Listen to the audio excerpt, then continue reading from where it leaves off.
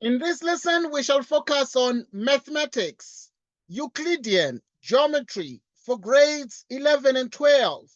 We shall look at graded sets of riders and the proofs of certain theorems and their applications through the study of past examination questions, and we begin as follows.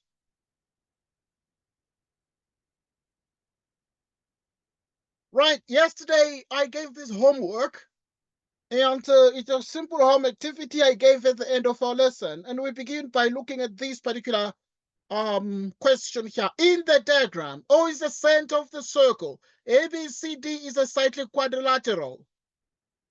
OB and OD are drawn. Right, so you have OB and OD are drawn. But obviously we note that O is the center of this particular circle.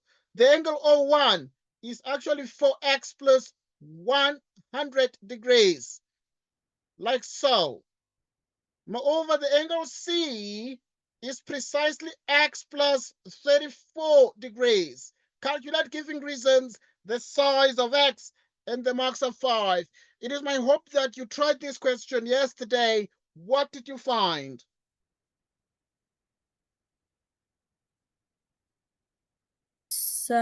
So firstly, I couldn't get to it yesterday because That's fine. I That's fine. I just got back to school Okay, that's today. fine. So That's fine. Yes. Okay. and I had Okay. so Yeah. Given the so what time I did, now. Yes. what I think, so Yeah. What do you um think? you have to find the angle A. We have to So find that the angle A. Yep. yes, so you will say A is 2 times of O because it is angle at the center is 2 times angle at the circumference. Right. Good. The angle A is the angle O1 is 2 times A Yes, sir. because the angle at center equals 2 times angle at what? At circumference. Like so. Right. So the angle O1 is actually the same as 4x plus 100 degrees, and this is twice angle A. And the reason for this is that the angle O1 is 4x plus 100 degrees. Why? Because it was given that way, like so. Division by 2, both left and right, moreover, reveals that 4x plus 100 degrees divided by 2 is twice x plus 50 degrees. All right. So we have this one, which is twice x plus 50 degrees. Now, with this mentioned, we have found, therefore, the size of the angle A. Next, what do we do now? So, sir, because you can see that it was given that ABC is a cyclic quad. You Yes, equate, you equate, you say A angle plus C angle is equals to 180 the because angle opposite sides, A plus the angle C is 180 degrees. Why? because opposite angles of a cyclic quad are These are supplementary. opposite angles. These are opposite angles of a cyclic quad. And once we say these, the opposite angles of a cyclic quad, we know these angles are supplementary angles. Next,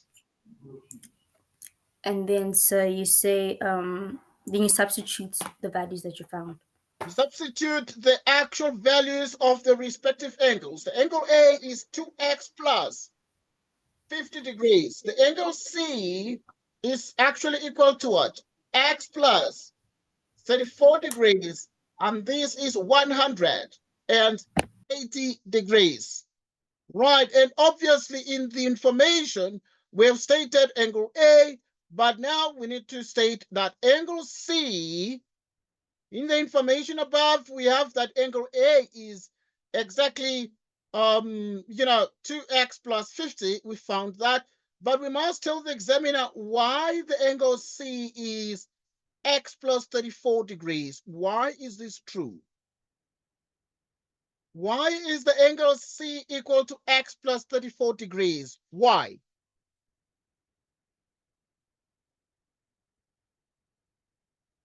The angle C is x plus 34 degrees here. Why is it the case? Okay, because it is given. Right, so we have 2x plus x, which gives us exactly 3x, which is 180 degrees minus 50 and 34 give us exactly 84 degrees, like so. 3x becomes 180 degrees minus 84, giving us 96 degrees. The x, therefore, becomes exactly 32 degrees, like so. And this is the answer. Any question? No, sir. No question. We move forward. Oh, sir, I wanted Yes, to ask if we're doing, are you reteaching the prop theorem today? Yeah, the applications of the prop theorem. Sir, okay. Yes. So I wanted to ask if the next lesson you can just like start from scratch the prop theorem because I generally don't understand. Okay, that's fine. We'll do that. We'll do that. Okay. Yeah, because there are varieties of the results you're gonna see today. I decided to bring something different. Yeah. For example, in this case, in the diagram, O is the center of the larger circle. OB is the diameter of the smaller circle. Now, chord AB of the larger circle intersect the smaller circle at M and B. Write down the size of the angle OMB and provide a reason for your answer. What do you think? So it's 90 degrees because The angle of OMB is 90 degrees. Well done. The angle OMB, right, equals 90 degrees. What is the geometrical reason for this? angles in a semicircle. This is an angle in semicircle. Angle in semicircle. Next. Next question is, moreover, in 8.3.2, if this angle is 90 degrees, if AB is the square root of 300 units, and OM is 5 units, OM is 5 units, and AB is the square root of 300 units, calculate giving reasons the length of OB. The length of OB. What do you do first? So don't you divide AB by 2 because Why? there's that rule that says that when a line from the center cuts a chord, it cuts it like perpendicularly. So we know that MB is actually AB divided by 2. The reason is line from center perpendicular to what? Perpendicular to chord. Right, so we know that line from center perpendicular to chord bisects the chord. MB is AB. AB is the square root of 300. If you divide by 2, the square root of 300. 300 is the same as 100 times 3, which you divide by 2, and you have the square root of 100. The square root of 3, you divide, what is the square root of 100? It's 10. You divide by 2, and 10 divided by 2 is 5, the square root of 3. So this one is actually 5, the square root of 3. Next. Then, sir, I think we proceed to use Pythagoras theorem. We proceed to use Pythagoras theorem, and therefore we work in triangle. OMB, which means that OB squared OB squared is OM squared plus MB squared. Why? It is Pythagoras. Right, it is Pythagoras. And therefore, OB,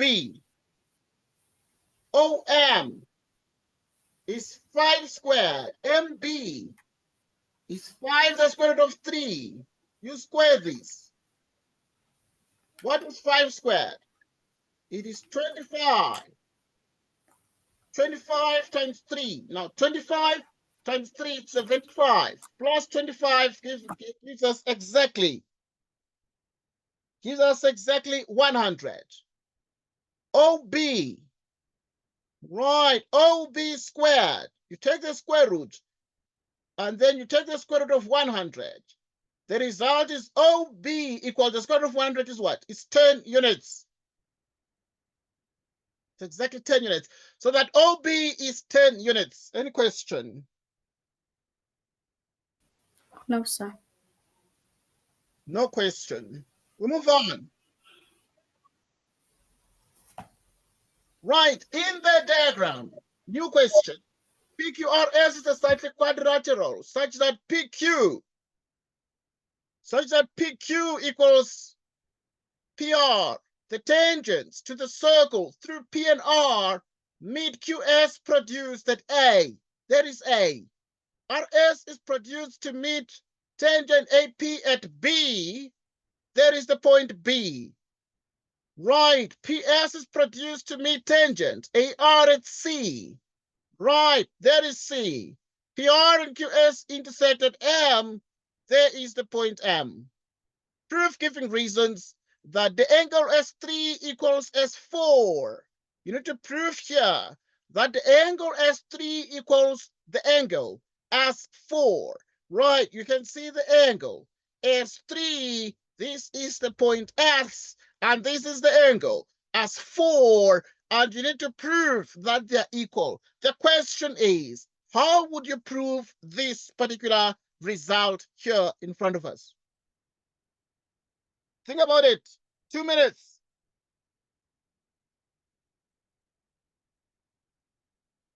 Okay, this is a passism question in geometry. They said prove that the angle S3, this is S, and this is the point S, the point of intersection of all these lines here. And then now you have been asked to prove that angle S3 equals the angle S4. The question is, how do you prove this? What do we need to prove here?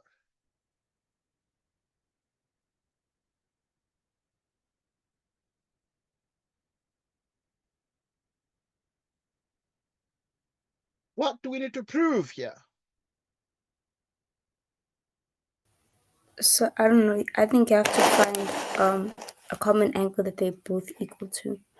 But I'm trying to find it. Yes, you need to establish. Yeah, you need to establish an angle that is sort of equal to both of these simultaneously.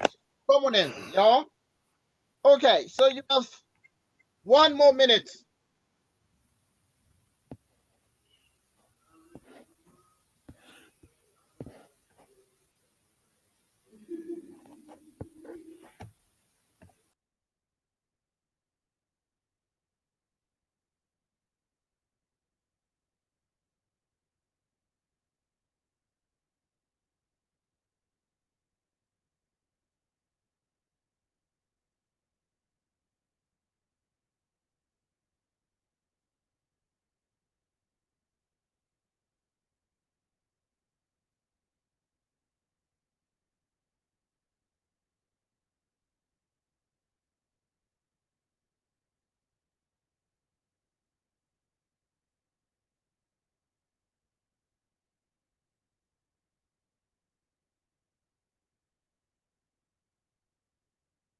So I really don't know.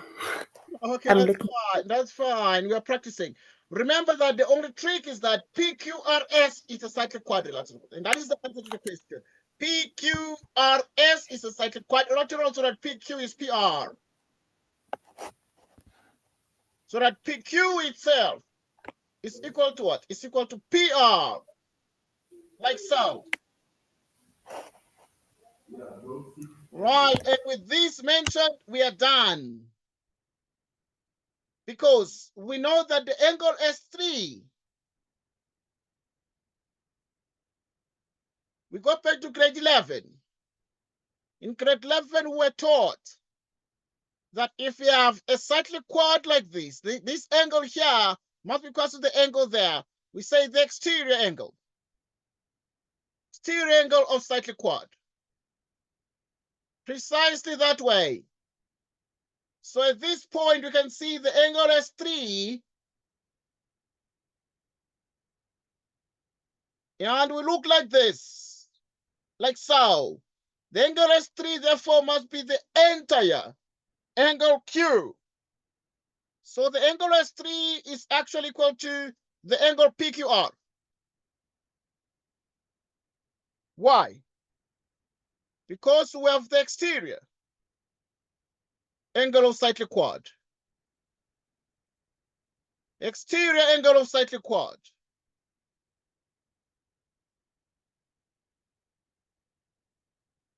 Exterior angle of cyclic quad.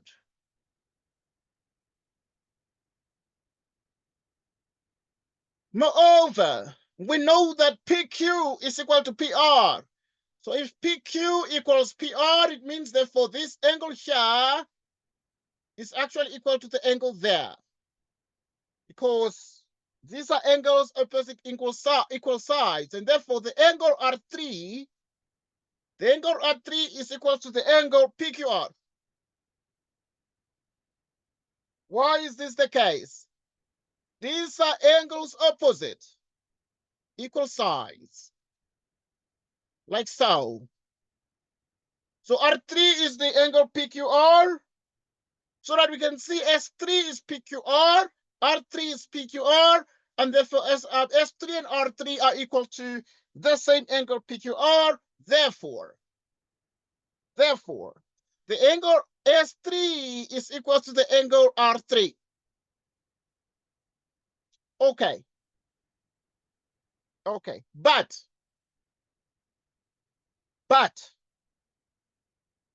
the angle S4 is equal to what? Right, we can see that the angle S4, which is the angle here, is actually equal to the angle R3. So the angle S4 equals the angle R3, and this is purely actually the butterfly result. It is the butterfly result, angles in the same segment. Angles in the same segment. Therefore, we can see that S4 is R3, but S3 is R3.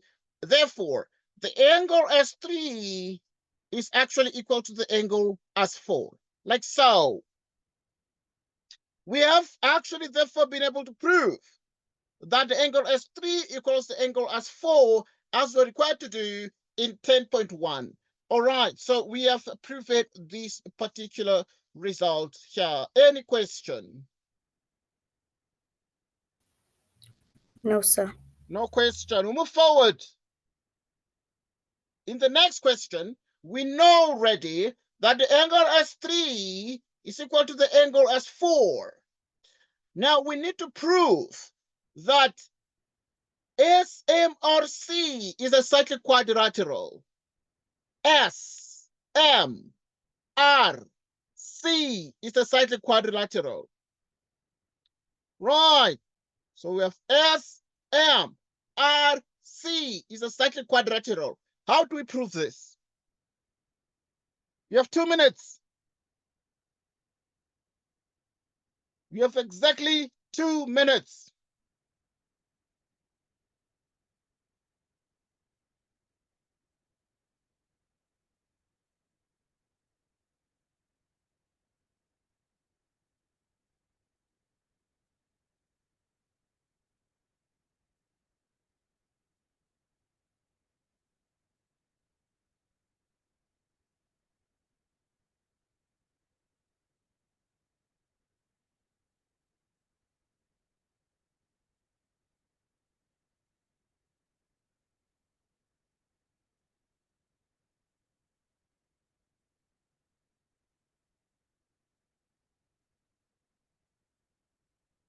You have 1 more minute.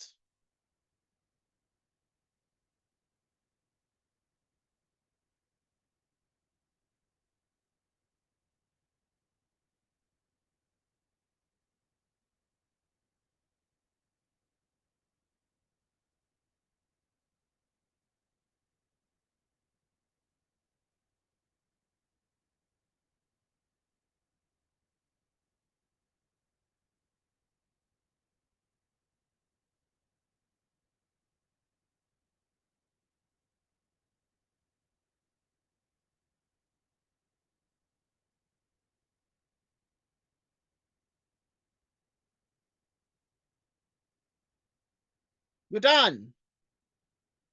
Okay, never mind. Okay, because I just tease you from time to time, and for me it's normal. You need to prove that SMRC is a cyclic quad. So you can do this, and then you can do this, and then you do this. Right, so it will be enough to just prove that this angle here is equal to this angle there. So to prove that SMRC is a cyclic quadrilateral, we are required to prove that the angle as 4 is actually equal to the angle R1 plus the angle R2, like so. That's what we're required to do. Okay, and with this then, obviously we're required to prove that SMRC is a cyclic quadrilateral. Right, so in other words, we need to prove this here. Now to prove that SMRC is a cyclic quadrilateral, we'll just prove that the exterior angle of this quadrilateral is equal to the interior opposite angle by the converse theorem. We will be done. Okay, by the converse exterior angle of cyclic quad, we shall be done. Okay, we're getting started because it's way too easy. The angle R1 added to the angle R2 equals what? The angle R1 added to the angle R2, we already know that actually we were told that these are tangents, the tangent to the circle through P and R, right? So we know that obviously we have a tangent to the circle through P, but also R. These are tangents drawn from the same point, tangents drawn from the same point outside a circle from the point A. These two tangents are equal to each other. Okay, right. If that is true, therefore we know that there are tangents through P, right? And the tangent through P and the tangent through R, and through P. Okay, through R we know therefore the angle between a tangent by the Tan-Chord theorem. By the Tan-Chord results, Tan-Chord theorem, we know the angle between a tangent to a circle and a chord equals that one there. R1, R2 is actually equal to the angle Q. Is equal to the angle PQR. Why is this the case? Because of the Tan-Chord theorem. Because of the Tan-Chord theorem. So in other words, the angle R1 plus R2 is equal to the angle here, PQR, Tan-Chord theorem. Okay, simultaneously, we know already that the angle S3 equals S4, and yet the angle S3 is PQR. So in other words, we already know that the angle S4 is equal to PQR. Is equal to the angle PQR. Why is this the case? Why is the angle S4? And how this one was proved? You can just say proved in 10.1 above. Okay, there are a couple of reasons for this, because you already know that S3 is S4, yet S3 is PQR, so that S4 is PQR as well. Okay, we're good. We continue. We continue. Okay, we're done. We're done with this. We just have a bit, about a line to write down. We have about a line to write down. Okay.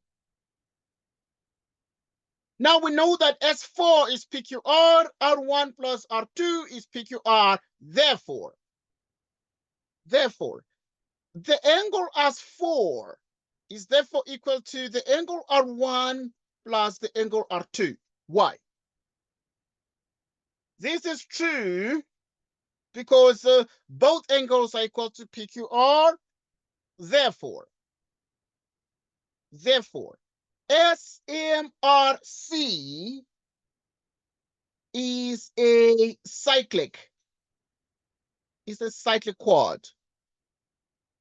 Why is this the case? Why are we seeing that the angle S4, we've proven that the angle S4 is equal to R1 and plus R2, and then we just say that actually from there, SMRC is a cyclic quadrilateral. How? What is the reason for this? Because we can see the exterior angle is equal to the interior opposite angle of the quadrilateral, and then we are saying we have a cyclic quad. We're saying SMRC is a cyclic quad, but also the examiner said SMRC is a cyclic quad. What is the reason for this? It is because of the converse.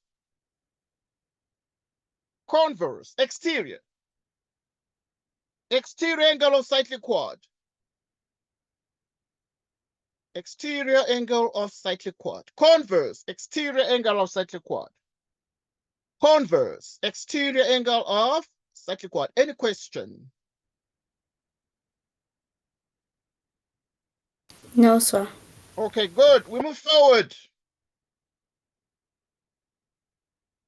Right, in our next step, we want to do 10.3, proof giving reasons that RP is a tangent to the circle through P, S, A, and P. P, S, A. Right, P, S, A, at P. Right, in other words, there's a circle that is through P, S, and A at the point P. Prove that RP is a tangent. Right, you have 2 minutes. So, which object are we proving? I'm lost, actually. Okay, we're proving 10.3. So proof giving reasons that RP is a tangent to the circle through P, S, and A. So you need to prove that RP is a tangent. So you need to prove that RP is a tangent to the circle that passes through P, S, and A. You have 2 minutes. No.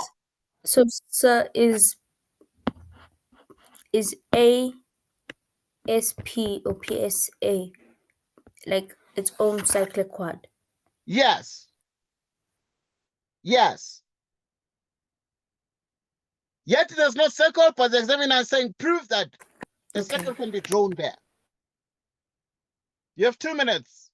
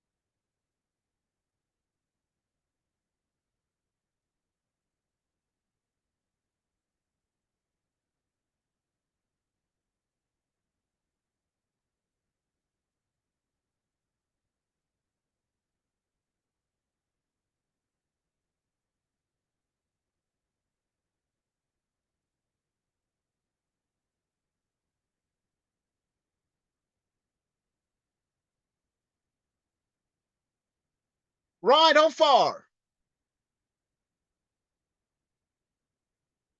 So I can't see it. Okay, that's fine. Never mind that. We are learning. The reason why I want you to Learn to think.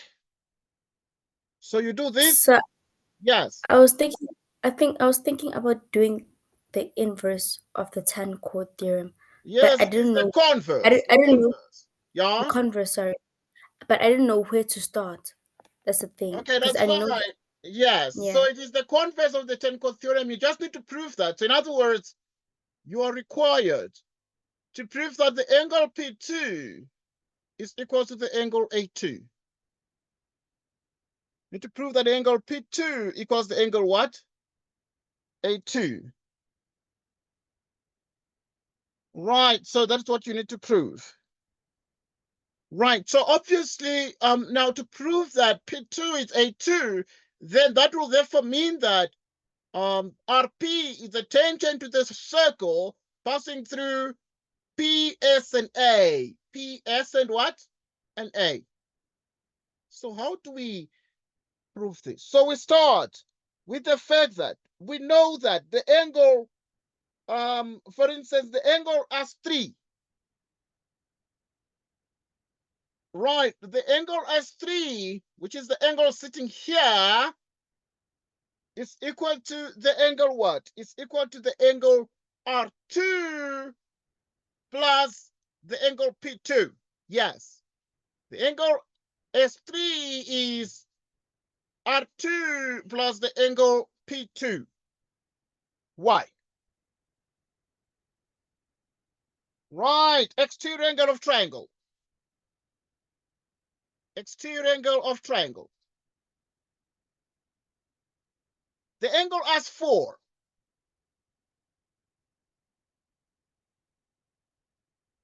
The angle S4 is equal to what? Right, we know that the angle S4 is actually equal to the angle, right, P1 plus the angle A2. So the angle S4 is P1 plus the angle A2.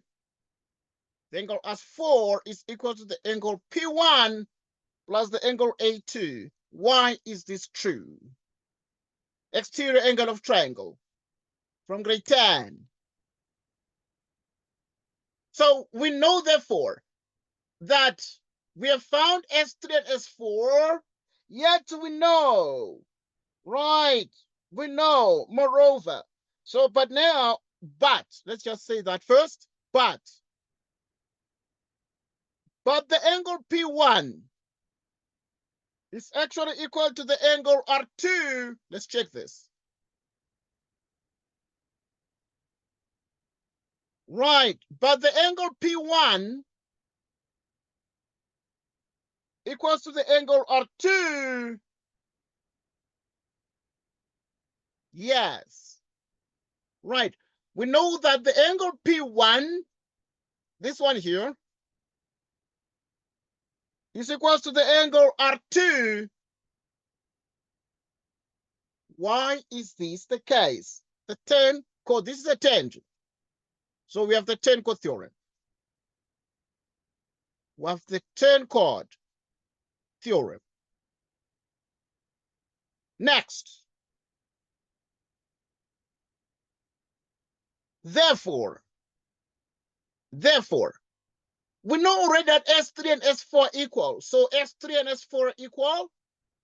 So that we know, therefore, that the angle R2 plus the angle P2 is equal to the angle P1 plus the angle A2. What is the angle R2 and P1? So in other words, in the place of the angle R2, you can put P1. So that we have the angle P1 plus the angle P2 is the angle P1 plus the angle A2. So by cancellation law in mathematics, the angle P1 cancels out, giving us the angle P2 is equal to the angle A2. Like this.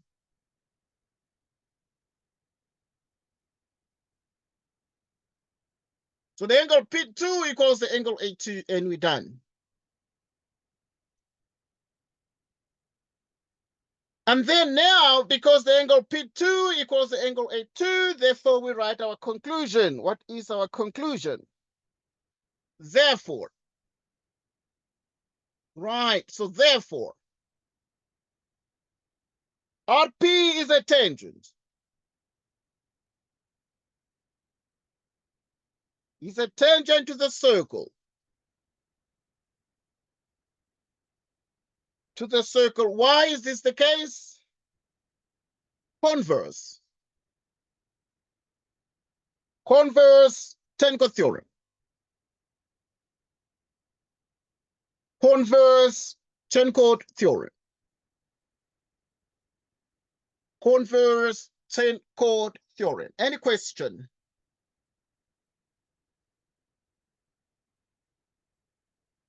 Any question?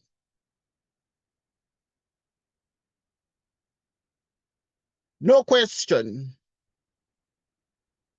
Right, once again, these are a couple of brain exercises.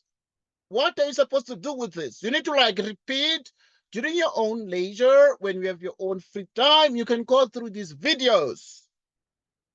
You can go through these videos and make sure you understand these things. And then you watch the video, you pause the video, you try the question again to make sure that you are very able to prove these things. All right, so we move forward.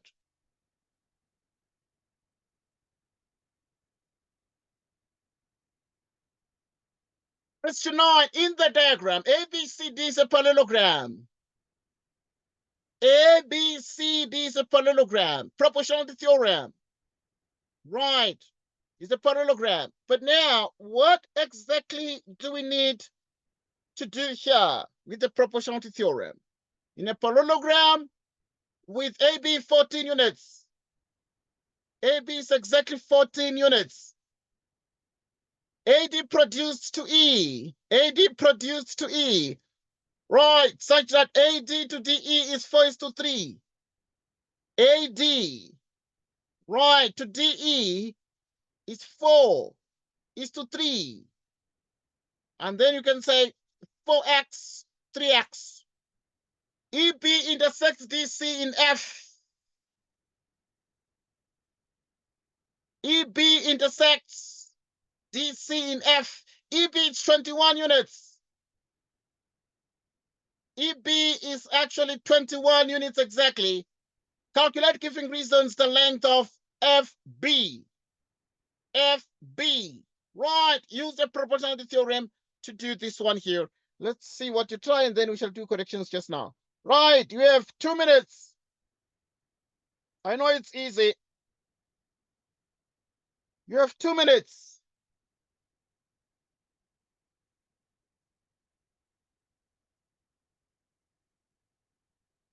You have 2 minutes.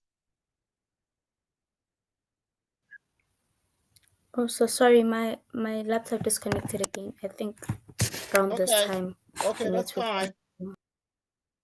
That's fine. You'll forgive me if the network fails. But I mean, this is recorded. The recording is always continuous. There's no time when there's any glitch.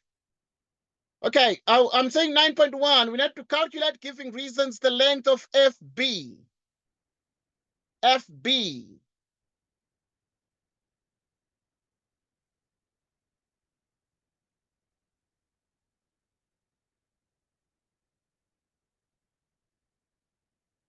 Right.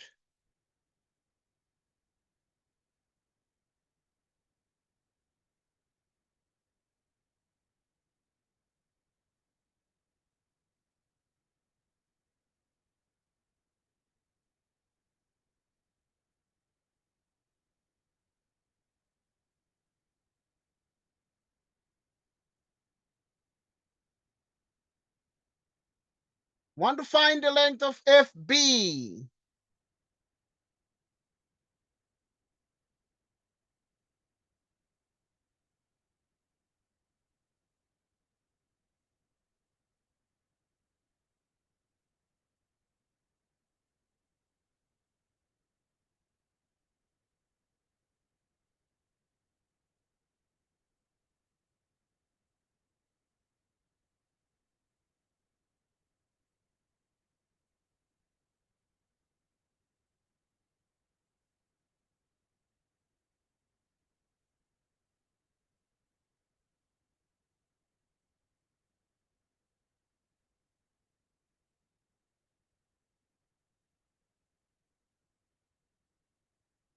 How far?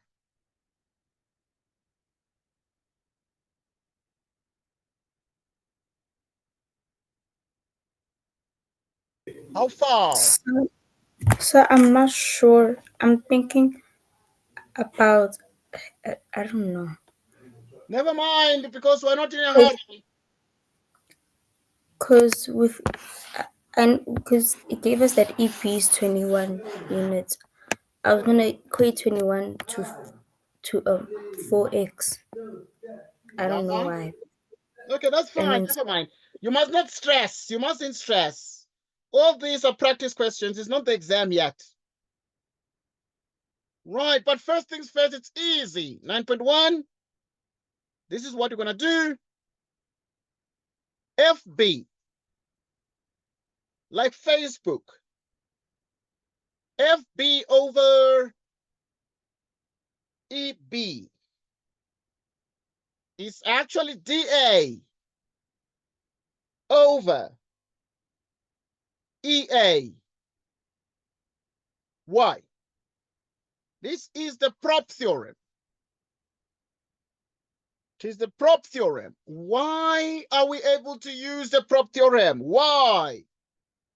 Because this is parallel to AB, like so. Or if you don't understand this, you say that line parallel to one side of triangle, line parallel to one side of triangle.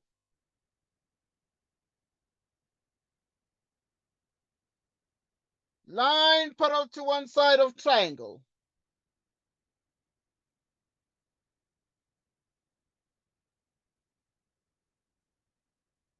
Okay, we are done. Because we know that FB over, what is EB? EB we already know. Right, that EB is 21 units. DA, what is DA? We know that DA is 4x. Right, and also we have EA, it's 7x.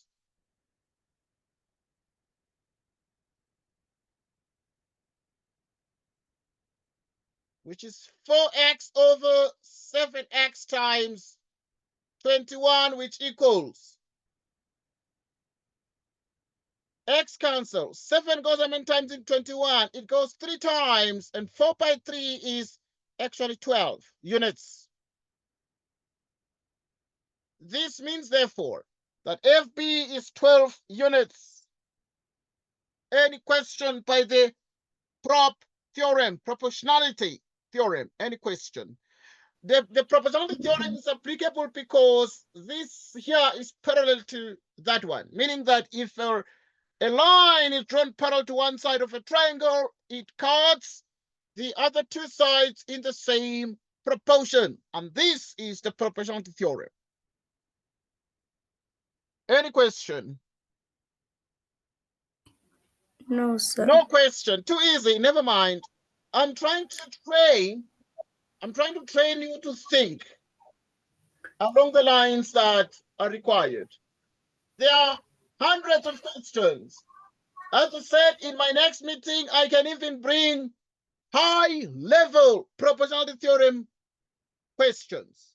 Very high, the highest level of proportionality theorem results. Today we have, but tomorrow I'll bring even the highest level of proportionality theorem results and questions. So can you please reteach proportionality? Okay, that's fine. I'll reteach proportionality. Okay, Thank you. I will do that. Okay, we'll move forward. Now, in the next question, 9.2, prove with reasons that the triangle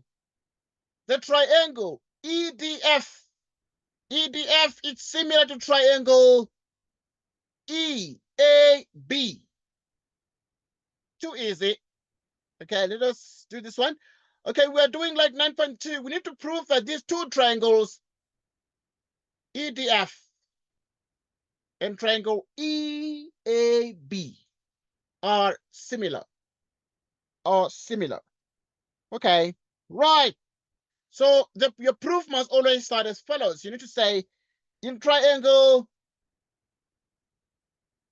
EDF and triangle EAB. Right, yeah. I know this is too easy, but let's just go through it.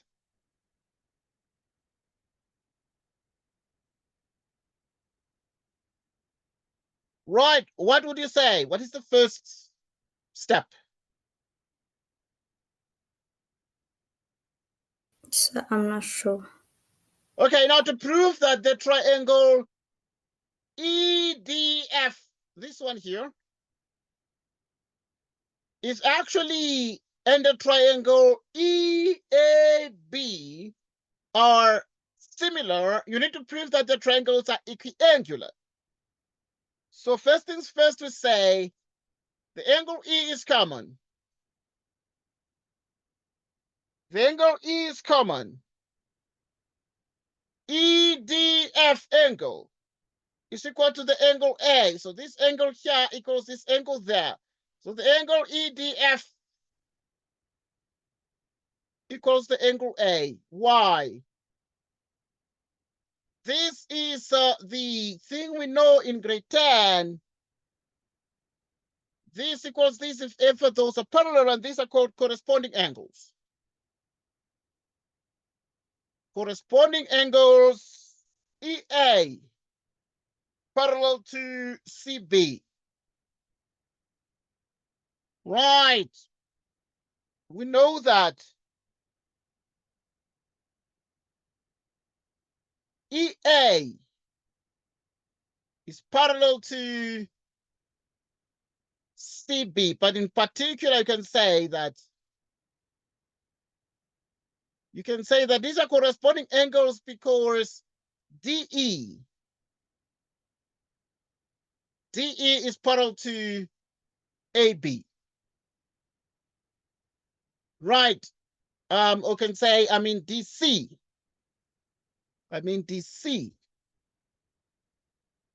Right. So you're able to see, therefore, that since DC is parallel to AB, then we have corresponding angles. So that D is equal to A. EFD angle. EFD. This angle here is equal to this angle here. So the angle EFD is equal to the angle EBA. EBA. These are corresponding angles because DC is parallel to AB. Next. So we've proven, therefore, that this angle here is common.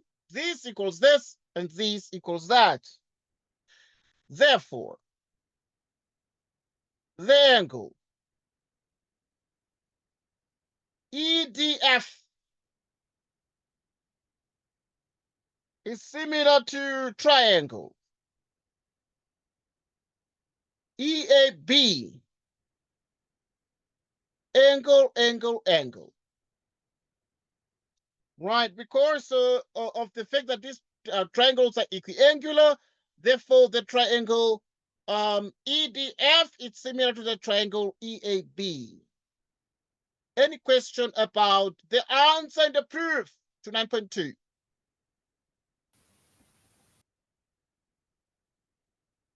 Any question? No, sir. No questions. No. We move forward.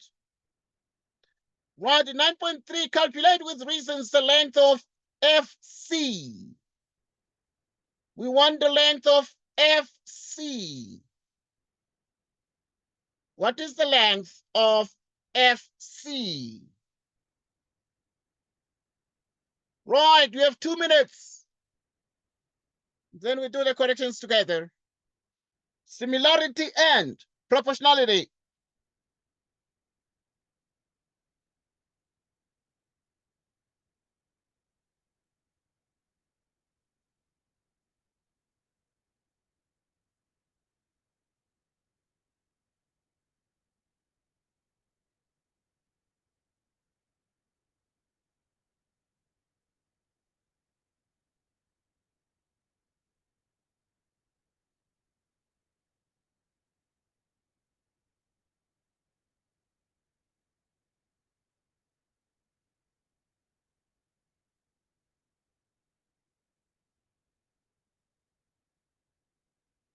How far?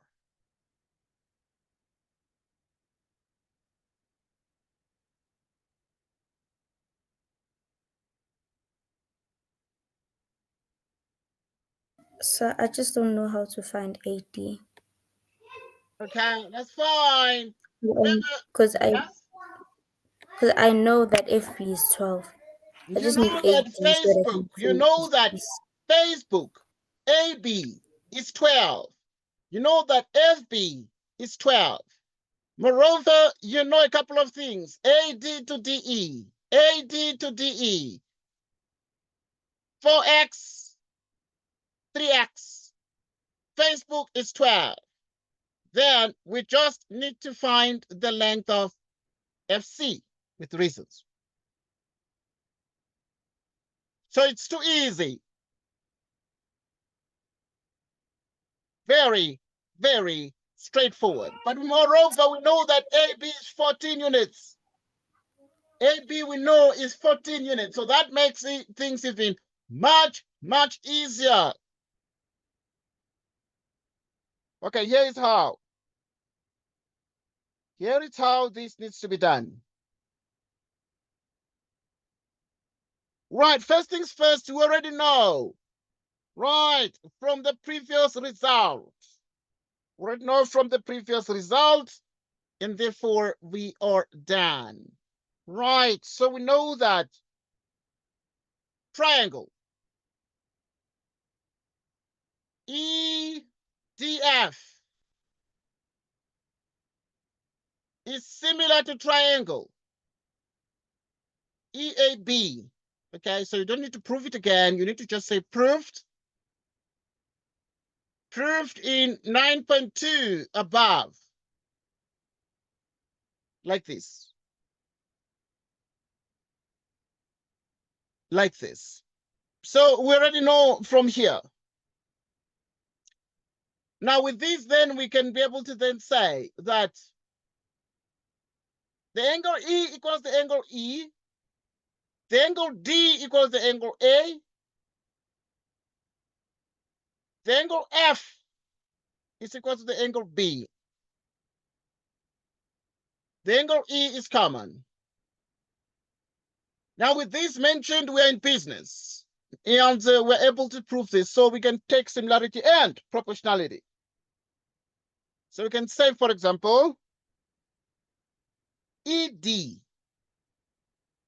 ED over EA. So what you do is you take the first two. First and the last, first and the last. This over that. So what you're going to do is you're going to say like ED over EA. ED over EA is EF over EB. It's DF over AB.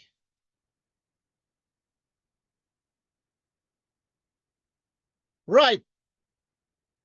So these similar triangles imply that this is the case.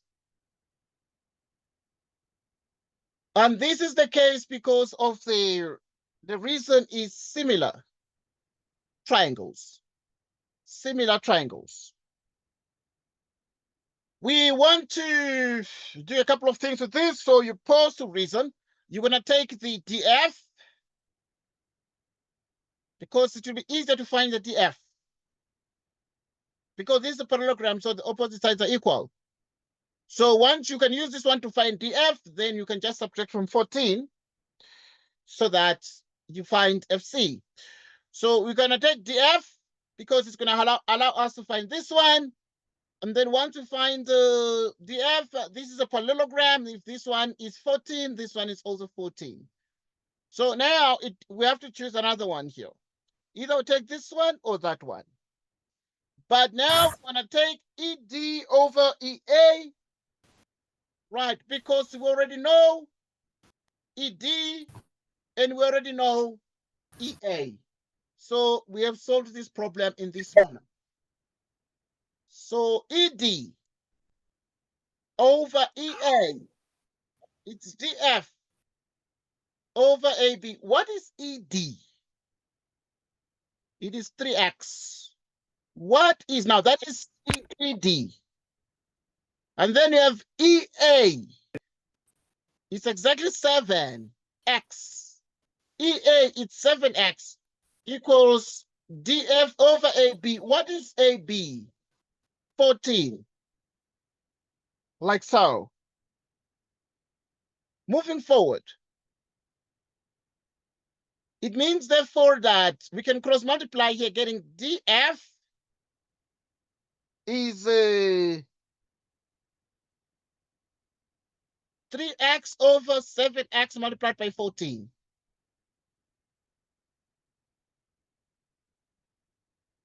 So that now,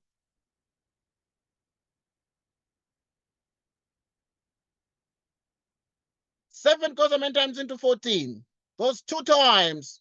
2 by 3 is 6. 6 units. So we found that DF is 6. But now we know that this is a parallelogram, so the opposite sides are equal, so that the whole DC is 14. We just need to minus 6 to get the FC, and therefore that is the answer. So now we then say, we come and then say FC is equal to 8 units. Because you can see this one is 8, and this is 6, and 6 plus 8 is 14. So we then say, therefore, FC is 8 units. The reason for this is that DC is equal to AB. DC is equal to AB equals 14 units. And the reason for this is that these are opposite sides of parallelogram. Any question? We found FC, and FC is exactly 8 units. Any question? Any question?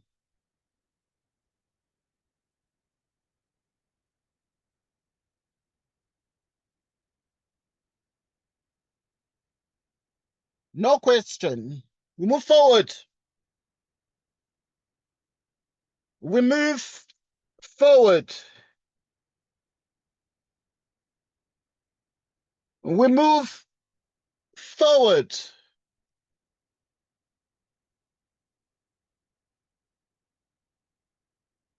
Right, we have another question in front of us. In the diagram below, A, B, C, D are points on a circle having center O. O is the center. PBT is the tangent to the circle at the point B.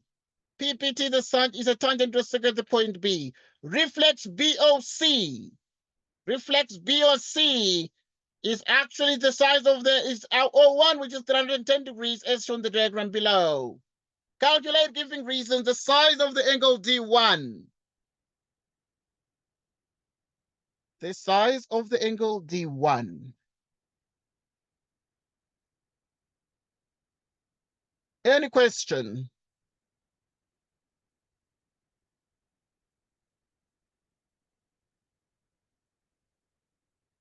Okay, y'all, let me give you a chance. What do you think the size of the angle D1 is?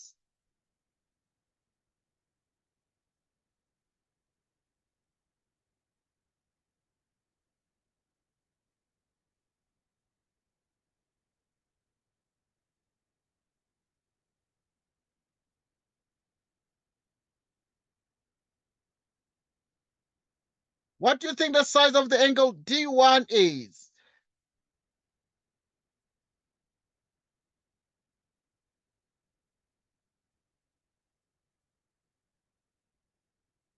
All right, that's fine. Okay, that's okay. All right, yeah, I think so, because sometimes, yeah, because like now, like you're muted. Right now you're muted, so I'm just, yeah, okay, that's fine. That's okay. That's all right. So that now we can be able to find the size of the angle D1.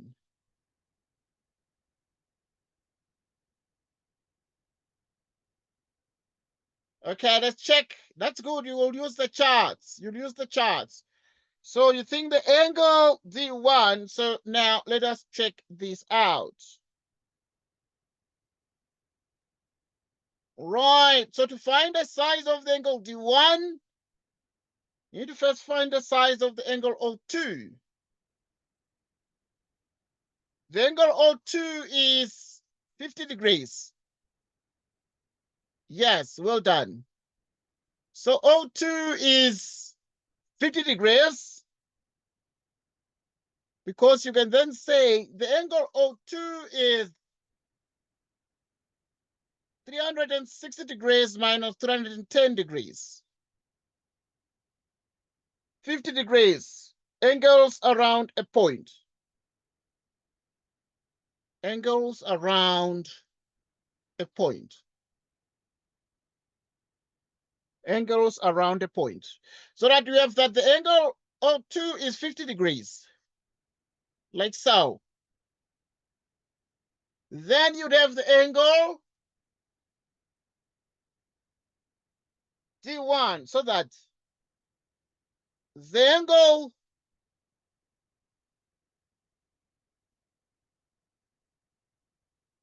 O2 is 2 times the angle D1. Angle at center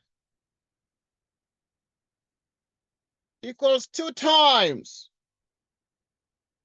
angle at circumference. Good. That's correct. Angle at center equals 2 times angle at circumference. Angle at center is 2 times angle at circumference. So the angle O2 is 50 degrees equals 2 times the angle D1. Now, which means that for the angle D1 is 50 degrees divided by 2, which is 25 degrees. So the angle D1 is actually equal to 25 degrees. Right, so the angle D1 equals 25 degrees. Next, we find the size of the angle B3.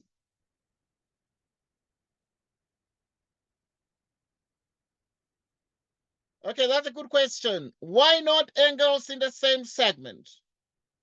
Right, of course it's not angles in the same segment because this O is not at the circumference of the circle, D is at the circumference of the circle, and angles in the same segment require that you have a situation like so that we have this angle equals that angle there. So yeah, that is what happens. So these, therefore,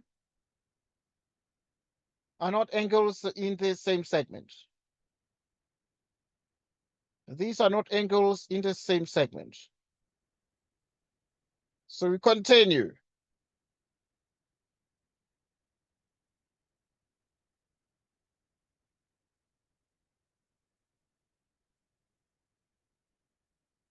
Okay.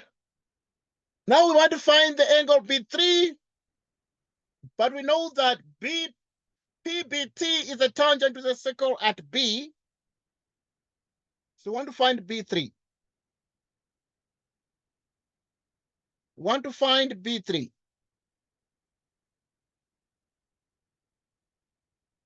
Right. So B3 is exactly that one there, and we want to actually be in a position to do that.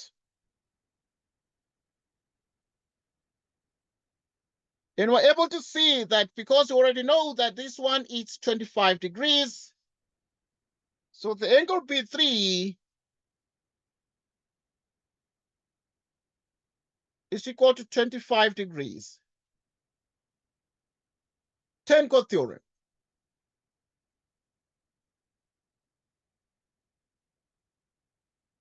Tan-Chord theorem. So B3 is 25 degrees, which is the Tan-Chord theorem.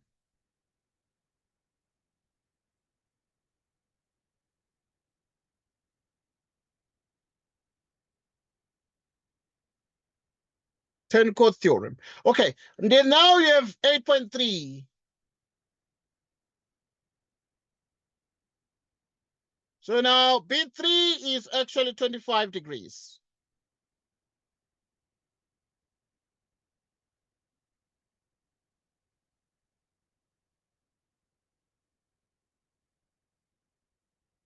B3 is 25 degrees.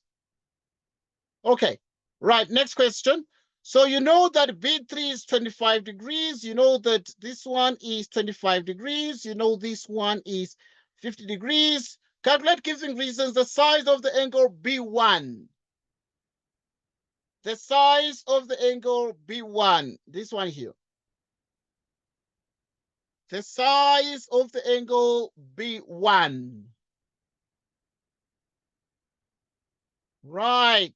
What is the size of the angle B1? If it is given that the angle A is 60 degrees, you have been told that the angle A is exactly equal to 60 degrees. Okay. So obviously, you see, if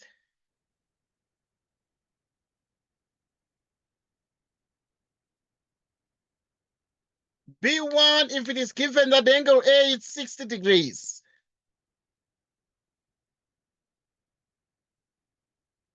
calculate giving reasons the size of B1 if it is given that the angle A is 60 degrees.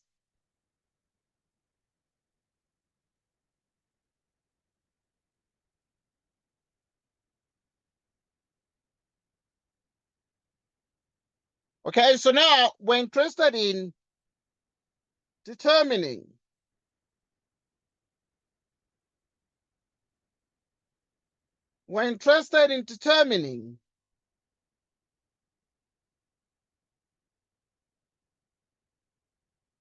right, we're interested in finding the size of the angle B1 in this particular case here. Right, so we are very, very excited therefore to be in a position to do this particular question here.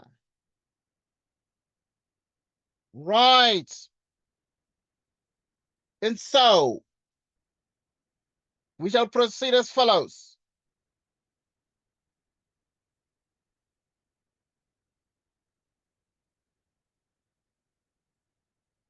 We shall proceed as follows. Let us do this carefully. Let us find the size of the angle B1, this angle here.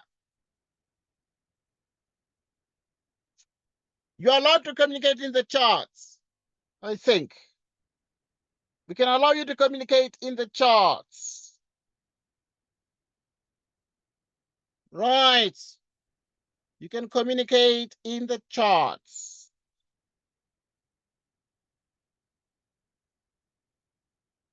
Right. You can actually communicate in the charts. So what do you think?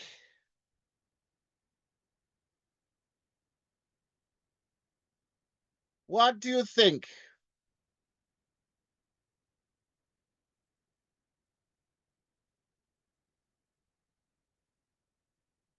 What do you think?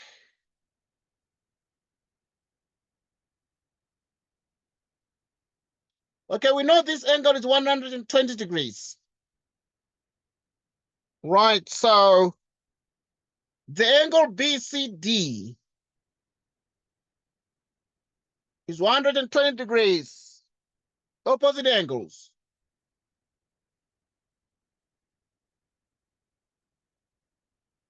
Good. Those are opposite angles of a cyclic quad. Well done. These are opposite angles of a cyclic quad. Right, so B2 is actually 180 minus 20 minus 25, yeah? That is correct. Good. So the angle B2 is therefore equal to, because you have already found BCD, exactly. So the angle B2 is actually exactly that. So it's 180 degrees minus 120 degrees minus 25 degrees. Angles in triangle.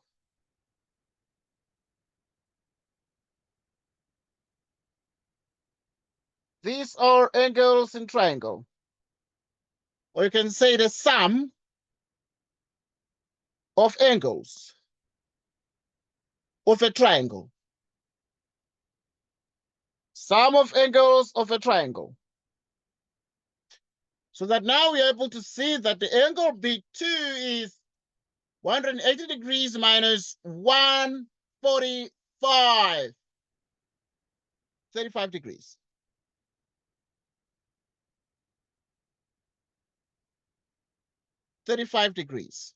B2 is 35 degrees.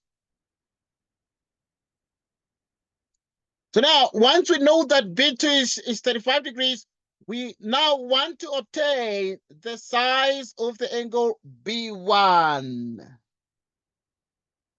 But we know that the angle OBC is actually equal to the angle OCB.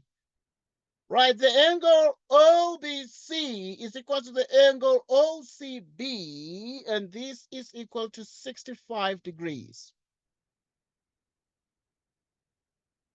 And the reason for that is that we have angles opposite equal radii. Opposites equal radii.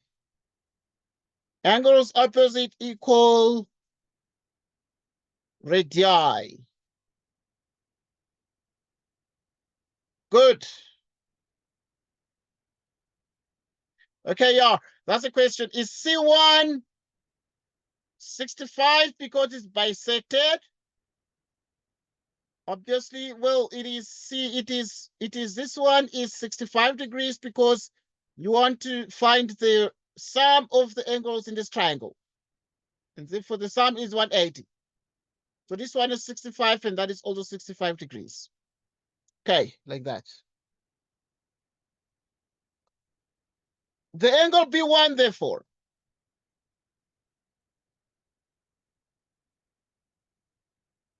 okay, we already know this whole thing is 65. So the angle B1 becomes 65 degrees minus 35 degrees.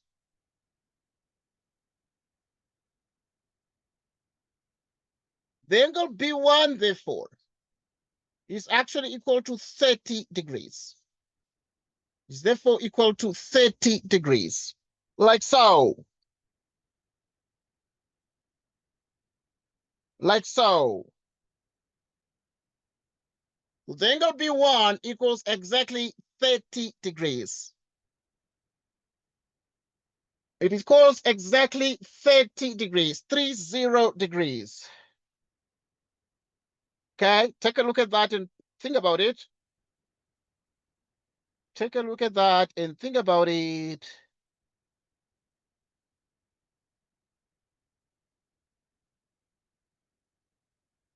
Take a look at that and think about it.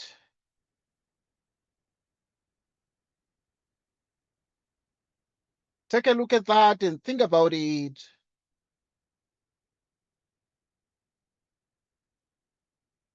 Right, any question?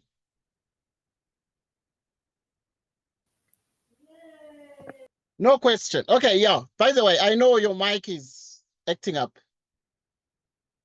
Your mic is acting up. Your mic is acting up. Okay, let me see.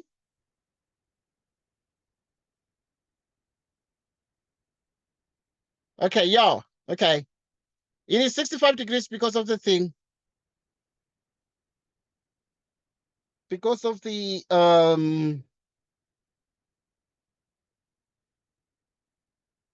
right, so we continue.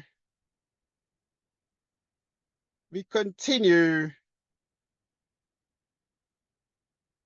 We continue.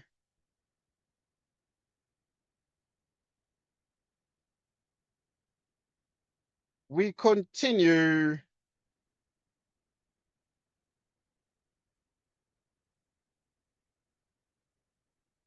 We continue.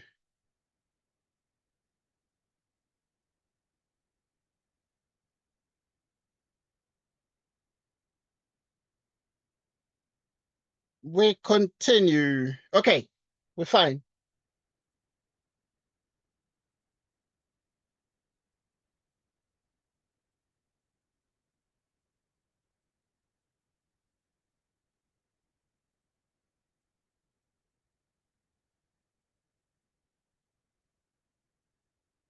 All right, we're fine.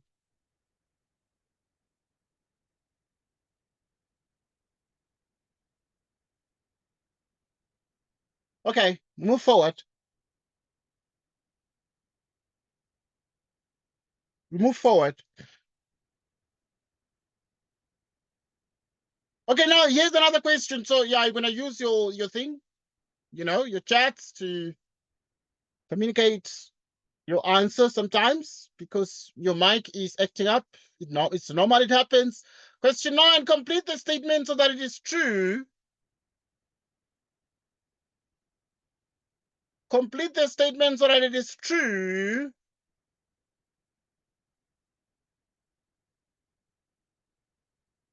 Complete the statement so that it is true. Angle subtended by a chord.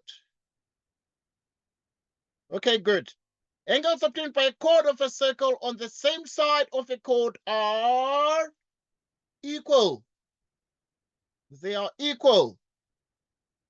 Are equal. Are equal.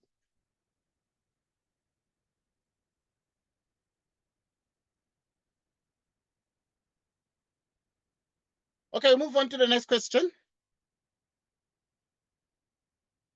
In the diagram below ABFE,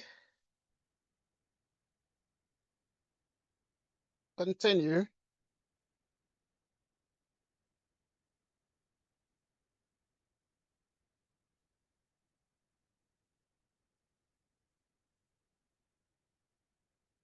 We'll continue. In the diagram below ABFE, ABFE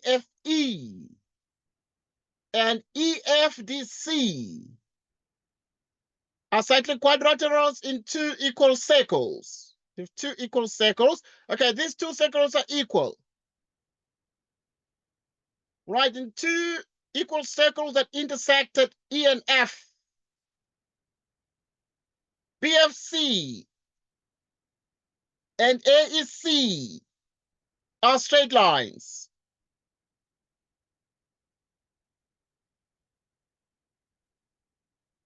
BD is a common tangent. BD is a common tangent. So now we have that BD is a common tangent to the two circles at B and D, respectively.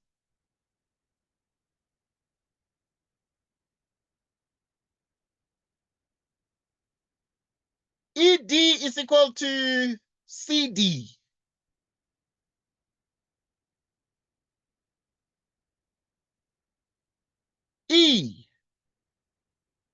EC rather, we have EC is equal to CD. Let the angle CDP be X. Let the angle CDP, CDP be X. So you have X there. You have X there. Proof giving reasons that the angle F1 is equal to the angle F2.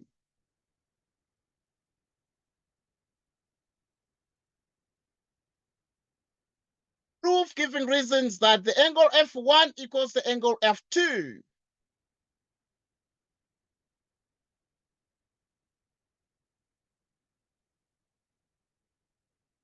Right. Right.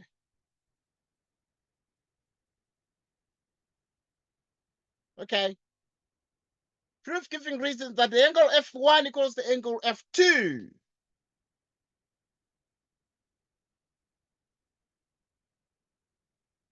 Proof giving reasons that the angle F1 equals the angle F2. Right, so you need to prove that the angle F1 equals the angle F2. Yeah?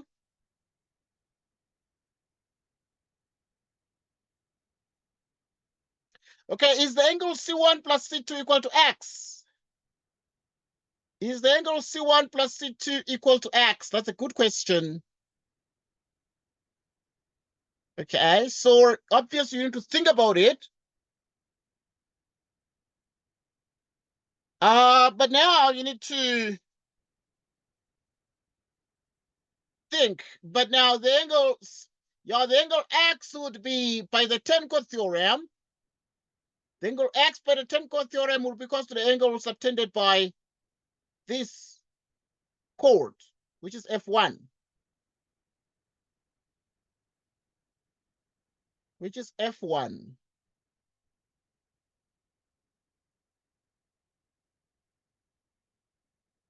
Which is F1. Okay, let us take a look.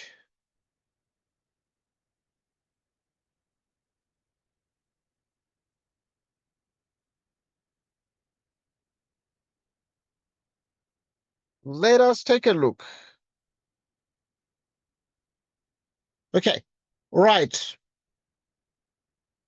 So the angle F1 equals the angle F2. Okay, let us look at that and how we need to prove this.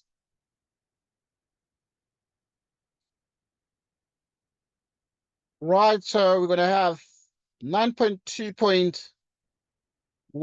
First things first, we know that to prove that this 9.2.1, we know that the angle D1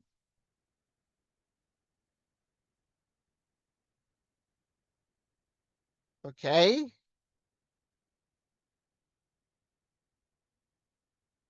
right, would be equal to the angle F1. If you call this 1, would be equal to the angle F1, or rather you can say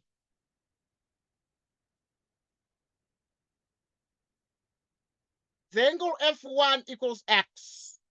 Let's just say that.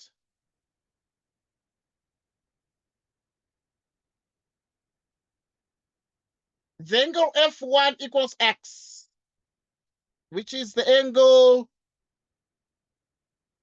PDC.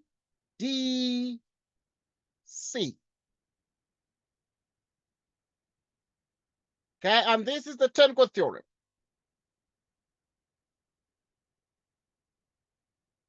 Tan-Chord theorem.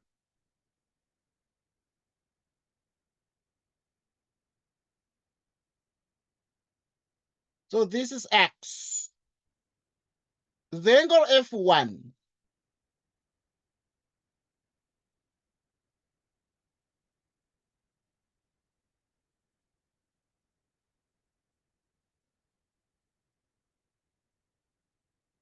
the angle F1 is equal to the angle F2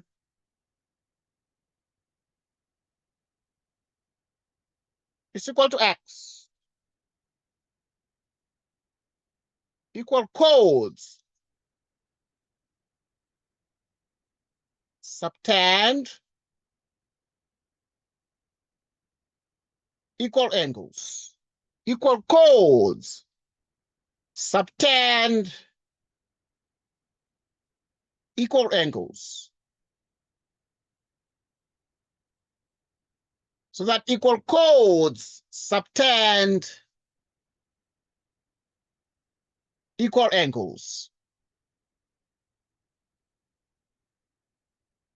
So now F1 is F2 is equal to X because equal chords subtend equal angles, so that F1 equals F2 equals X.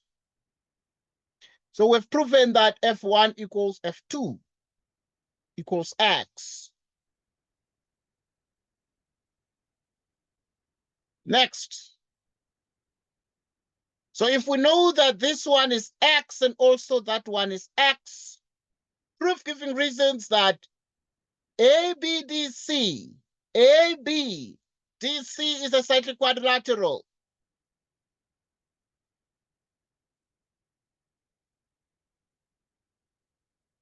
It's a cyclic quadrilateral.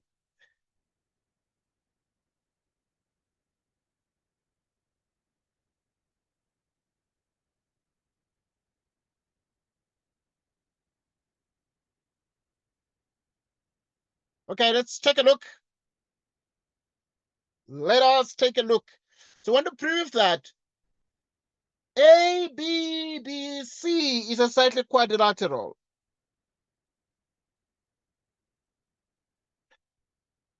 Now at this point, the angle F2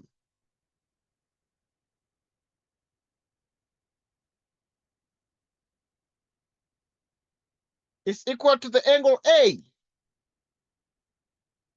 which is equal to X. The angle F2, right, we know that the angle F2 is equal to the angle A, which equals X. And the reason is that exterior angle of cyclic quad.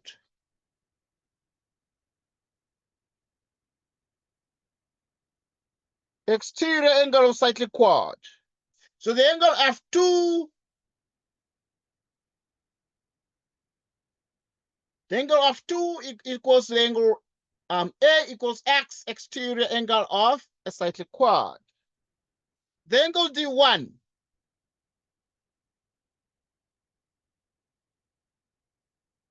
okay, if you call this angle here 1, D1, you can then say the angle D1 is equal to the angle A, which equals X, which equals X.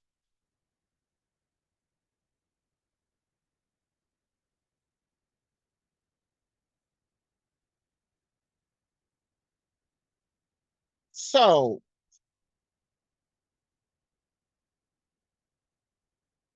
therefore AB DC is a cyclic quad. It's a cyclic quad. Therefore AB DC is a cyclic quad. The reason for this is that this exterior angle is equal to the interior opposite angle there. And therefore, we have that ABDC is a cyclic quad.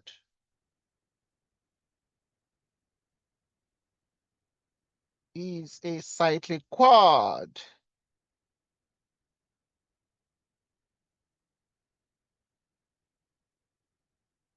Is a cyclic quad.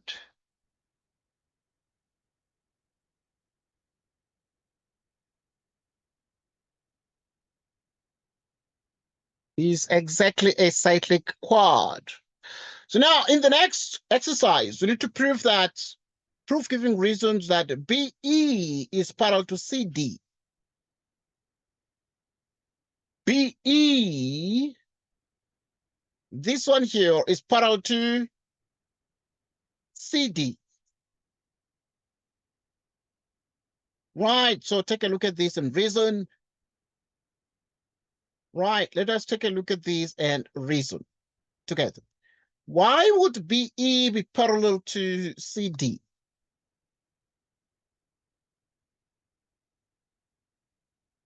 So that this angle here, maybe it's this angle there, if you can establish that, or anything of that sort. anything of that sort. 9.2.3. The angle B1 plus the angle B2.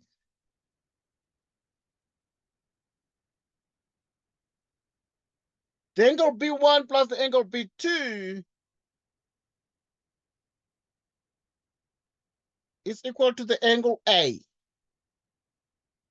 Tan-Chord theorem.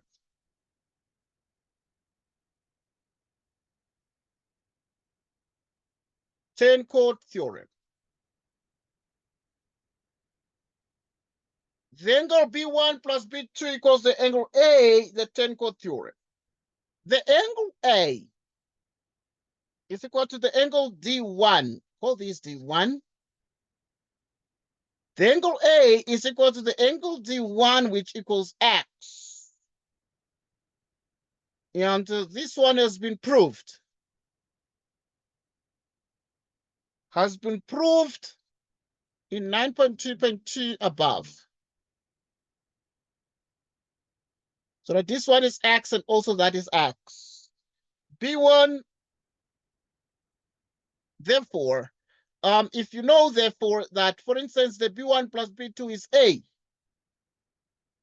And therefore, now, if you check very carefully, the fact that B1, B2 is A,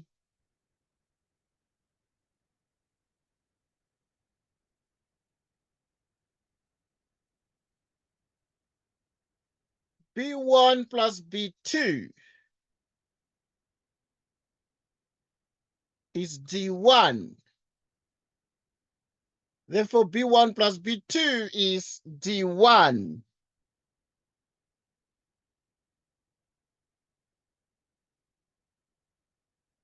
B1 plus B2 is D1, which equals X. Therefore, BE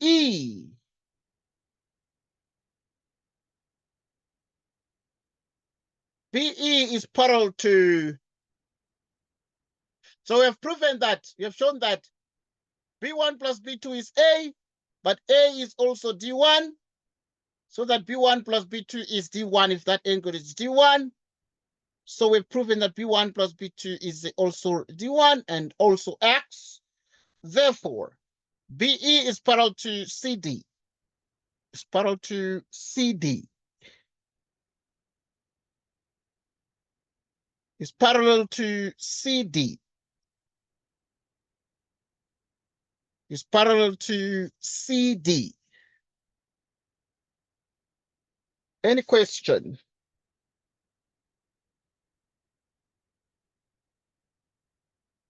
Any question?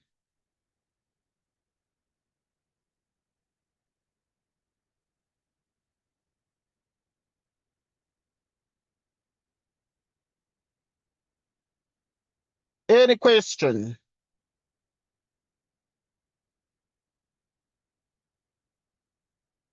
Right. Right.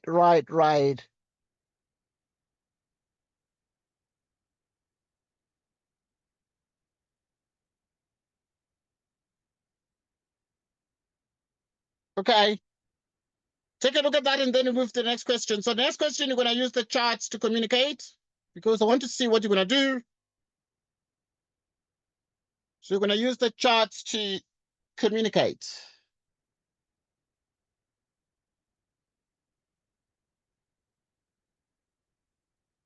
Going to use the charts to communicate. Okay, in the next question, we need to do 9.2.4, but you see 9.2.4 is a continuation of those. In other words, proof giving reasons that 9.2.4. So you need to say proof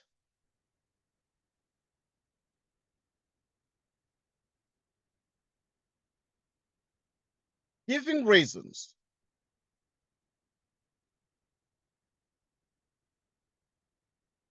Proof giving reasons that FC is the diameter.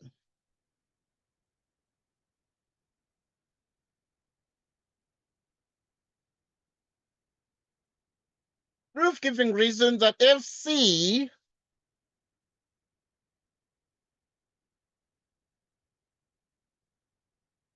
that FC, the diameter of circle FDCE, FDCE. FC is actually a diameter of circle FDCE. If it is given that EBDC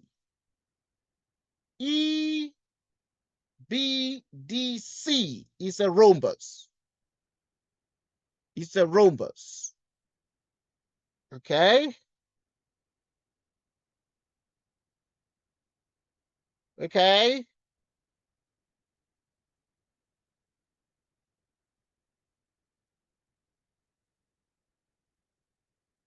Right, so let us look at 9.2.4.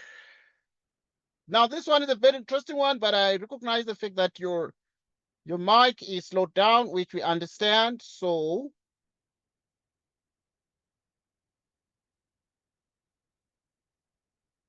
right, so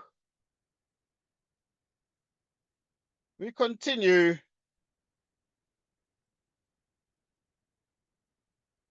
Okay, if you look at 9.2.4,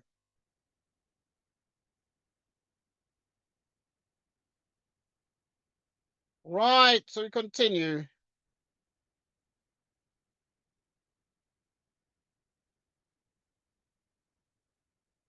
The angle C1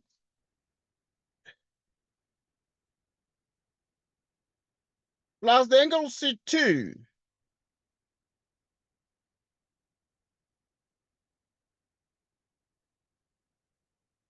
the angle C1 plus the angle C2 plus the angle F1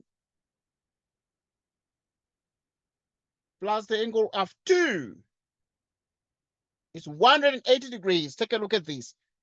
It's the angle C1 plus the angle C2 plus the angle F1 plus the angle F2 is 180 degrees, and these are opposite angles of cyclic quad. Opposite angles of a cyclic quad.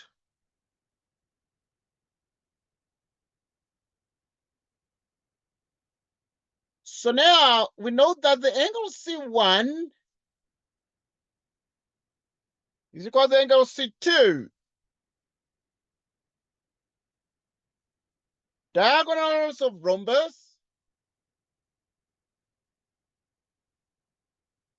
bisect angle. C1 equals C2, diagonals of rhombus bisect angle. Because we have been given that this here, if FDCE is a rhombus, so the diagonals of rhombus bisect angles. The angle F1 is equal to the angle F2. The angle F1 equals the angle F2. It has been proved. The angle F1 equals the angle F2. It has been proved.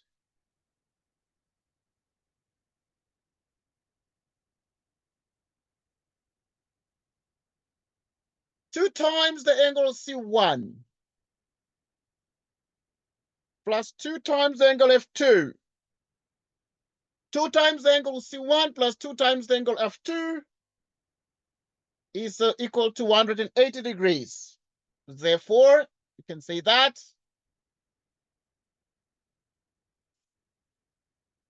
divide by 2 so that the angle C1 plus the angle F2 is 180 divided by 2, giving us 90 degrees. Right. If C1 plus F2, let us check. The angle C1 plus the angle F2 equals 90 degrees. If you add this one plus this one, you get 90 degrees.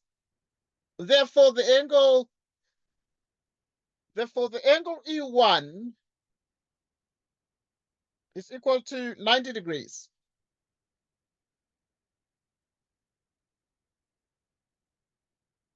Therefore, the angle E1 equals 90 degrees. Sum of angles of triangle.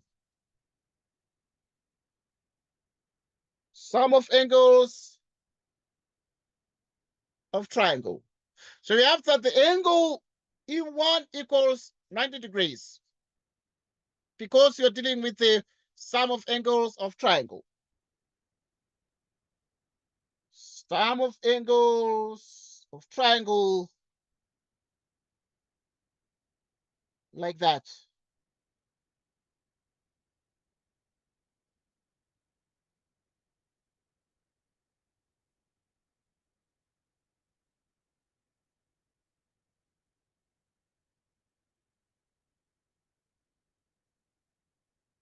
Okay.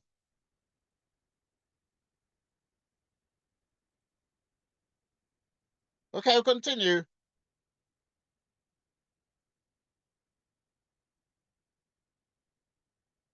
Right.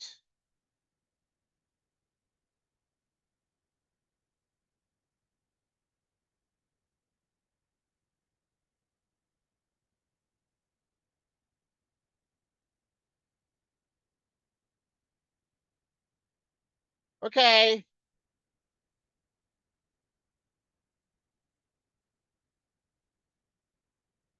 Okay, continue. We continue. So yeah, think about this and make sure you understand this result. I'm recognizing that your mic is, a bit malfunctioning. So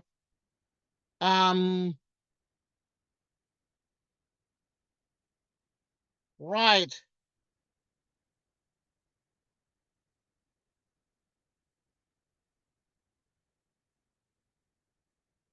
Um, right, think about it. Make sure you understand.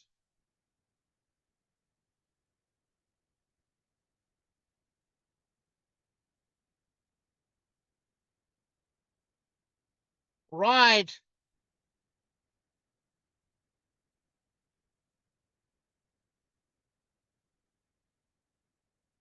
Right.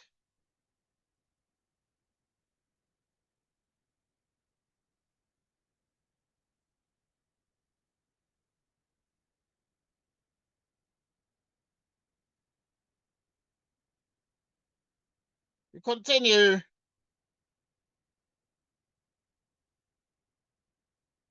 Right.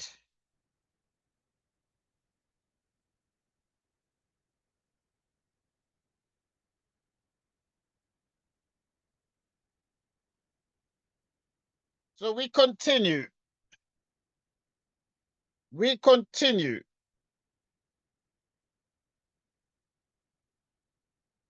Right, let's move to the next question.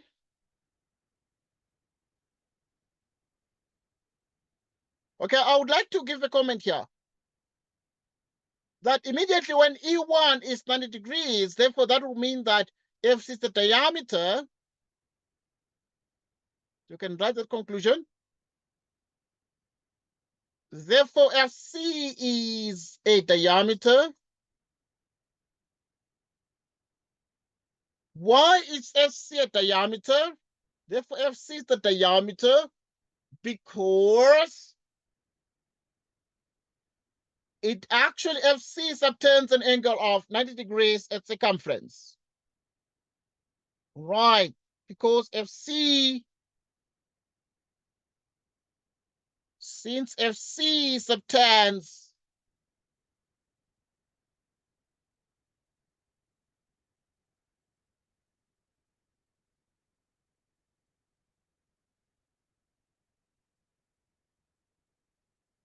right.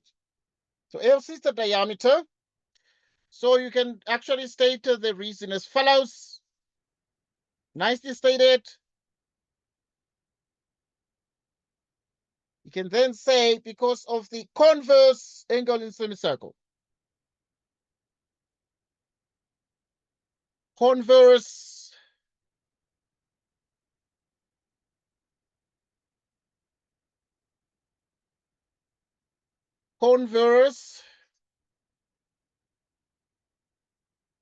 angle in semi Converse angle in semicircle.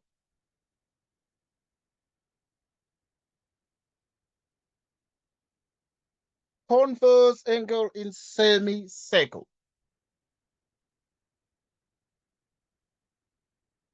Right, converse angle in semicircle, and move forward.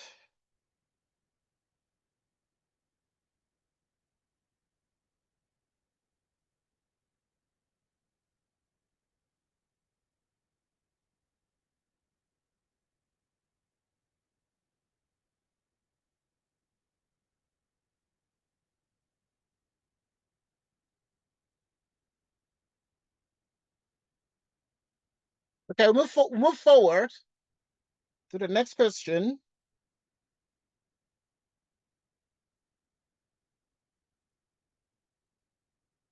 Right, this is the diameter of the circle, converse angle in semicircle, and the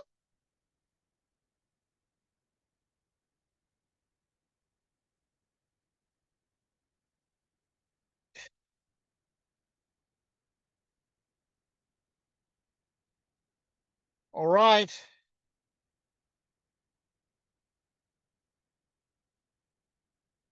Okay, we continue. We continue.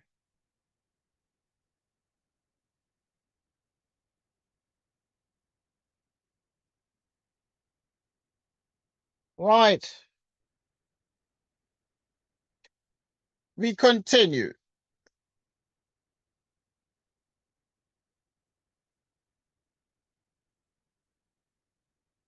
Okay, take a look at that to make sure you understand.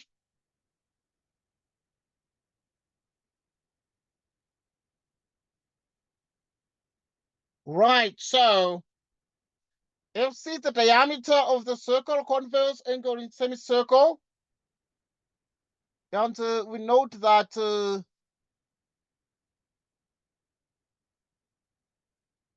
can say FC is the diameter.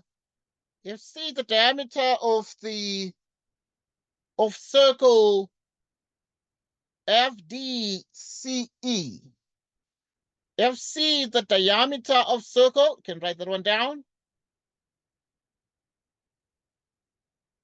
FC, the diameter of circle.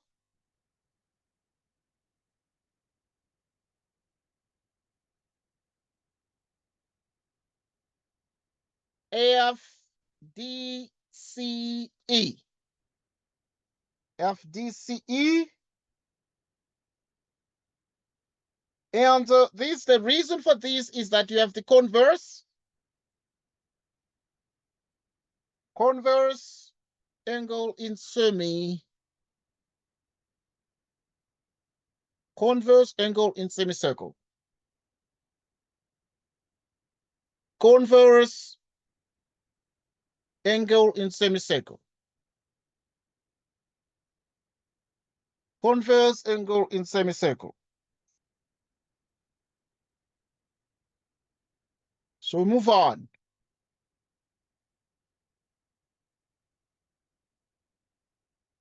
Right, I want us to prove this.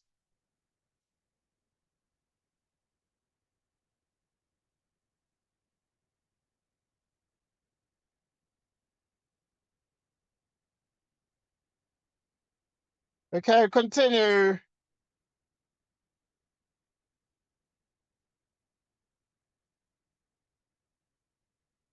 Right. Okay, now let's look at question 10. Now this question 10 is a very, very important question.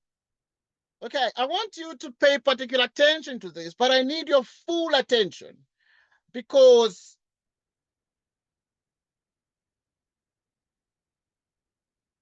yes, well done. Okay, I need your full attention because this theorem here is very, very important. If two triangles are equiangular, then the corresponding sides are in proportion, and we have this result. So question 10.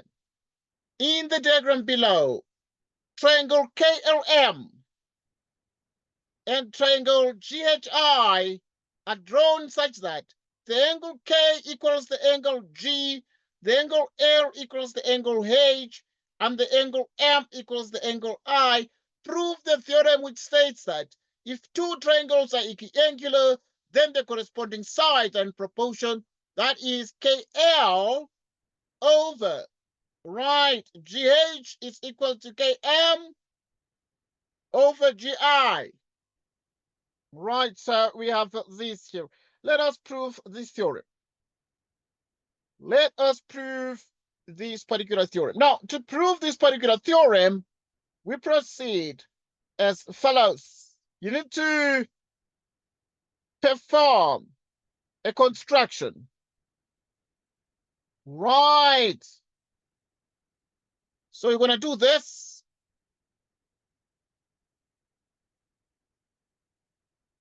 So that you have A here and B there. And then you have exactly 1 here. So you then say,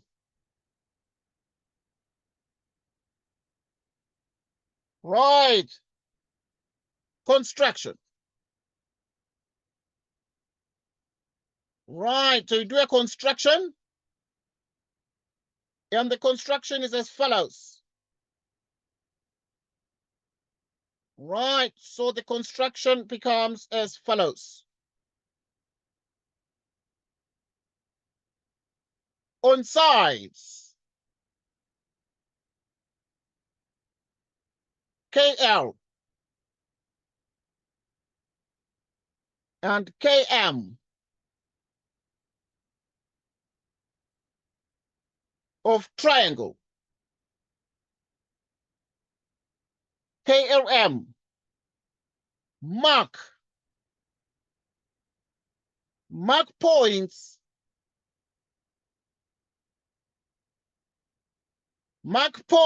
A and B respectively.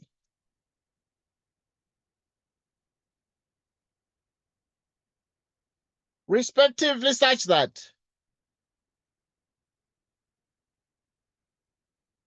KA is equal to GH. KA is equal to GH. And KB is equal to GL, like so. Then you draw AB, like so. Then we start with the proof. Right, beginning with the proof, we have exactly the following. Let us do the proof in blue, in triangle. GHI and triangle. KAB. Right, what do we know? We know that KA is equal to GH. KA is equal to GH. And the reason for this is because of the construction.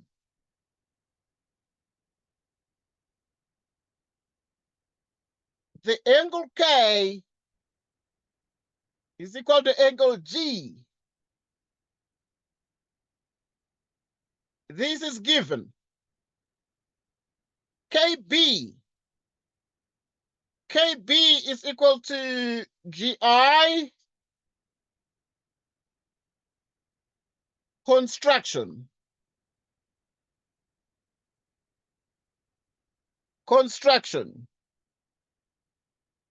Therefore, the triangle GHI is congruent to the triangle KAB, side angle side. They are congruent because of the side angle side. Like this. Exactly that way. Therefore, the angle A1 is equal to the angle H. The angle A1 is equal to the angle H. The angle A1 is equal to the angle H. So now you have done the construction here. And this one you have AB. And you have this here, and you have the equality here, like so. And you have that the angle A1 equals the angle H. With that said, you then say, but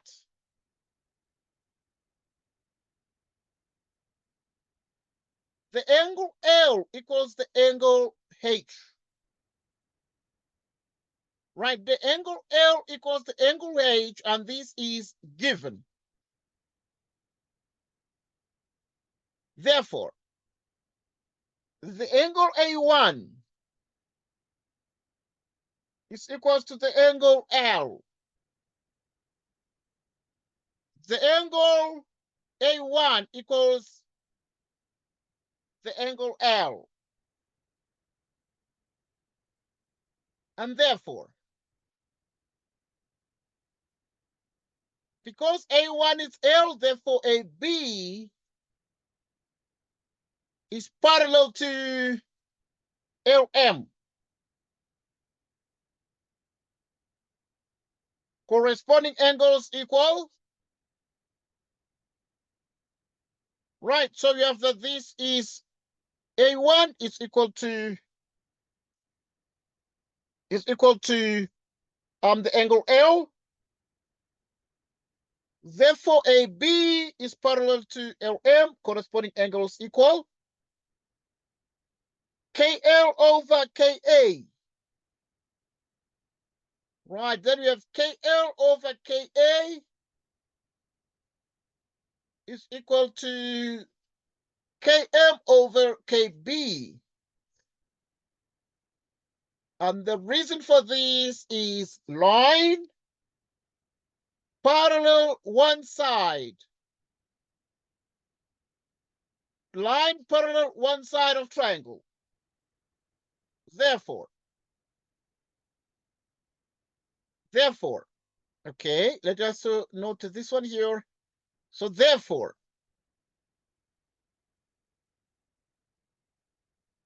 KL over GH. Check this one out. Therefore, KL over GH is equal to KM over GI. Therefore, KL over GH is equal to KM over GI. So we've proved the theorem which states that in the diagram below, triangle KLM and triangle GHI are such that the angle K equals the angle G, the angle L equals the angle H, and the angle M equals the angle I. Prove the theorem which states that if two triangles are equiangular, then the corresponding sides are in proportion. Now, this is the proportionality theorem. Right, so if two triangles are equiangular, then the corresponding sides are in proportion. Prove that KL over GH is equal to KM over GI. And indeed it is true. KL over GH is KM over GI. And therefore, this is exactly what we need to prove there. This is exactly what we ought to prove here. Any question? Any specific question? So in the absence of a question, I'm gonna give a homework. I'm gonna give a home activity. Right, this one here is your home activity. It's your home activity. In the diagram below, triangle PQR is an equilateral triangle. Triangle PQR is an equilateral triangle inscribed in a circle. B is a point on the circle. B is a point on the circle. QP produced. QP produced. Now this QP produced meets RV produced at T. There is T. PR and QV intersected W. We can see W. Proof giving reasons that the angle W1 is TRQ. The angle W1 is TRQ. Triangle TQR. Triangle TQR is similar to triangle QRW. Moreover, PT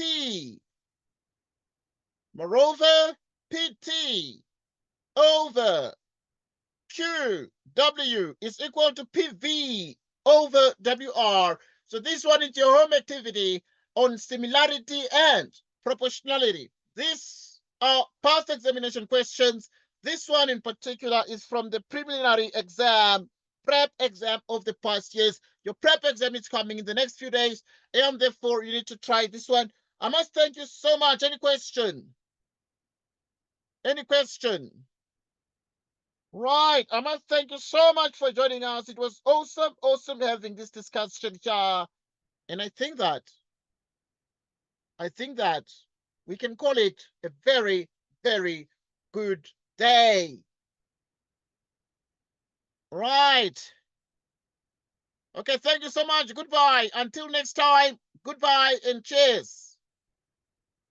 Thank you. Goodbye.